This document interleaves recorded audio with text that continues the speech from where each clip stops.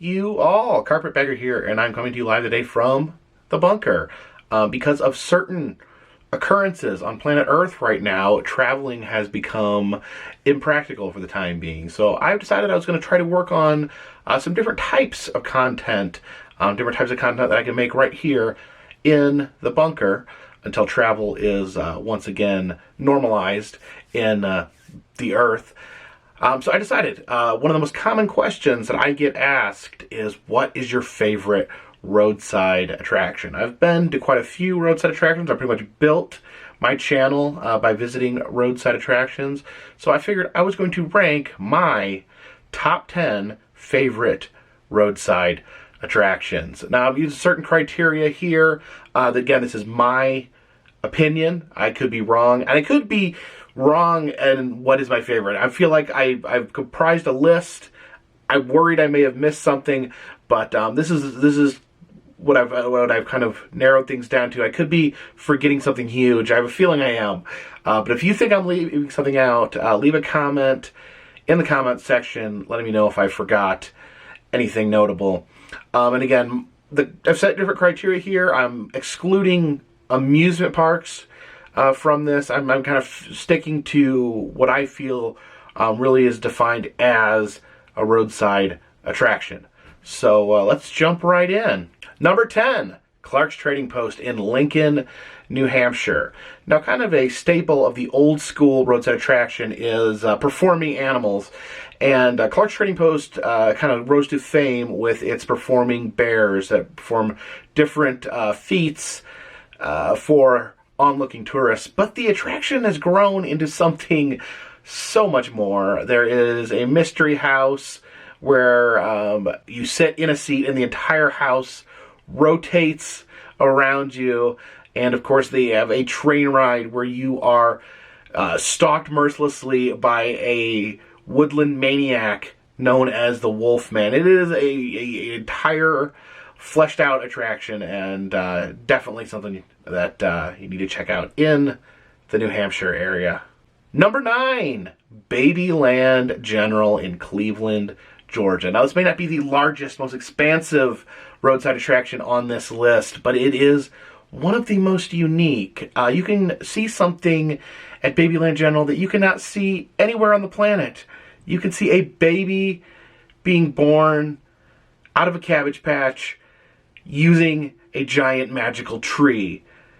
You walk inside a hospital-like building where there's a magic glowing tree in the center. You get to watch a baby be born from the cabbage patch with a nurse presiding over the events. If you are a fan of Cabbage Patch dolls, this is your Graceland. If you're not a fan of Cabbage Patch dolls, this is still something that must be witnessed by your own eyeballs. Number 8, The Thing, Dragoon, Arizona. Now, The Thing is a roadside attraction that has existed for generations. People have stopped along that long, lonesome road in Arizona to witness The Thing, a strange, bizarre, mummified creature in the back of a gas station. And it always included a museum walkthrough as well. But in recent years, the original museum fell to disrepair. And to my delight, and to many other travelers' delight, they did a full rehaul of the museum. And what did they do? They added a completely nonsensical storyline about aliens fighting dinosaurs. Yes, it is a setup just like a museum with made-up facts and the whole storyline about aliens coming to Earth and the dinosaurs fighting them, and then tying it all back into this concept of this mummified creature that they have in the back of the story. It is magnificent. Number 7, Dinosaur Kingdom 2 in Natural Bridge, Virginia. Now, most roadside attractions don't have sequels, but Dinosaur Kingdom does. There was a previous attraction known as Dinosaur Kingdom. When that was forced to move, a new attraction rose in its place named Dinosaur Kingdom 2. These are the creation of fiberglass artist and Renaissance man Mark Klein. Now, there's a lot of fiberglass dinosaur parks across the country. It is a roadside attraction staple to have these dinosaur parks, but Dinosaur Kingdom 2 raises the stakes with creating an original storyline involving Civil War soldiers. And I believe I'm reciting this right. The Union soldiers tried to use dinosaurs as weapons of mass destruction against the South, but the dinosaurs turned out to be uncontrollable. There's time travel mixed in. There's all sorts of fun things. You get to see the wonderful mind of Mark Klein at work. It is absolute madness, and it is absolutely amazing. Number 6, Wachee Springs in Wachee, Florida. Now, Florida has always been a wonderful home to many different roadside attractions involving alligators and oranges and other wonderful things that encompass Florida. But I feel like the ultimate roadside attraction in the state of Florida is Wachee Springs. It is an underwater theater where they have actual performing mermaids, and they've been performing for decades upon decades. Different musical numbers, plays, real human beings breathing out of hoses perform entertainment within the sub-aquatic theater. It is really a one-of-a-kind attraction and something that you can only see in Wachee, Florida. Number 5, the City Museum in St. Louis, Missouri. Now, the City Museum admittedly has probably the most uninspired name of any attraction in the entire country, but it is one of the premier attractions in the country. It is not a stuffy museum, as you may imagine in your head. It is an environment. There's artistic sculptures, and there's secret pathways. You wind yourself through the museum. There's no maps. It is completely disorientating. It is impossible to see things in any sort of chronological order. And I'm finding it very difficult to explain without showing you what it has to offer. It's like an immersive folk art playground for people of all ages. I can't imagine anyone going here and not having the time of their life. Number 4, south of the border in Dillon, South Carolina. Now, south of the border, known by many as the tackiest place on earth.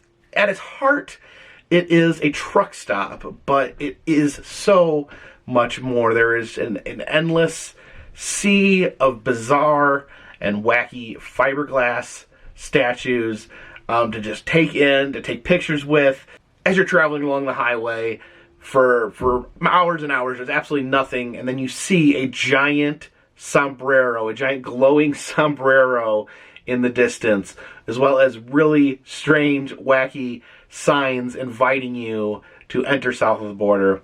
It's brimming with strange gift shops, restaurants, and the ever-present Pedro, the giant fiberglass mascot of south of the border. It is the kitschiest, tackiest, most wonderful place you will ever stumble upon. Number 3, Rock City in Lookout Mountain, Georgia. Now, if you've not had the chance to visit Rock City, you've probably still heard of it. You may have seen it on a bumper sticker. You may have seen it on a birdhouse. You may have seen it painted on the side of a barn. It was a famous advertising campaign where barns were painted with the iconic term, "See Rock City." But once you get to Rock City, it lives up to the hype. It is a beautiful environment. You get to walk in to a little canyon, take in the fresh air, see the rocks, see the plants. Then you get to go to the edge of a cliff, to the edge of Lookout Mountain, and see 7 states all at the same time. Trust me, all 7 are there. You just got to look hard enough. From there, you travel into the epicenter of Rock City, which is Fairy Tale Caverns, where you get to see vintage blacklight fairy tale scenes. You get to encounter some of the most wonderful artistic visions of fairy tales that could ever be seen. Capping off with Mother Goose Village, which is a just blacklight mountain of fairy tales. It is an absolute sight to behold. Number 2, Meow Wolf in Santa Fe, New Mexico. Now, Meow Wolf, to me, I put it right near the top of the list, and it is a newer attraction. It is created within the last probably 5 years, and it is kind of the new generation of roadside attractions. And sitting here trying to describe Meow Wolf is almost futile. It is an immersive art environment, and it is the absolute best immersive art environment that there is to be found. You encounter characters, strange scenes. There is a mysterious story about a family that's missing that ties everything together. You can appreciate it for the art. You can try to figure out the stories. You can take insane pictures. It is something that can truly only be experienced firsthand and in person. And finally, number 1, House on the Rock in Spring Green, Wisconsin. Now, I put House on the Rock right at the top of the list because it had one of the largest visceral, emotional reactions to me the first time I saw it. I was absolutely overwhelmed. And what it is, the House on the Rock itself is only a very small part of the tour. It is a very unique, architecturally designed house that sits on top of a rock spire in Wisconsin. But from there, it is a collection of collections. It is a thorough tour of just collections of dollhouses, collections of dolls, strange sights to be seen, a giant whale sculpture that is larger than any whale that has ever been seen on planet Earth. There is the world's largest carousel, interesting shadow boxes with moving figures. It is absolutely breathtaking. Around every corner, you just find something new, something you didn't think existed, an entire orchestra of mannequins all playing instruments at the same time. It is just a land of wonders, a land of fully immersive experience where you just go from bizarre room to bizarre room. Again, I'm using this term too often here on this list, but it is something that can really only be experienced. So that was my top 10 favorite roadside attractions. And again, I'm sure that I'm missing something. Please leave a comment down below letting me know what you think of my list. Did I leave anything out? Should I put them in a different order? What do you think? Let's create a discussion here. And let me know what you think about this form of video. I'm just messing around with different creative ideas. If you like this, let me know. If you don't, let me know that as well. Of course, you can see my visits to all 10 of these attractions. I've been to all of them myself. I will put a link to every single one in the description of this video, so if you want to check out the videos in their entirety, it's down there. I also have an interactive map that'll show you all the different places I've been to. If you want to help support the channel, consider buying a t-shirt. Consider donating to Patreon. $3 or more will get you a postcard once a month. But until next time, this one's in the bag.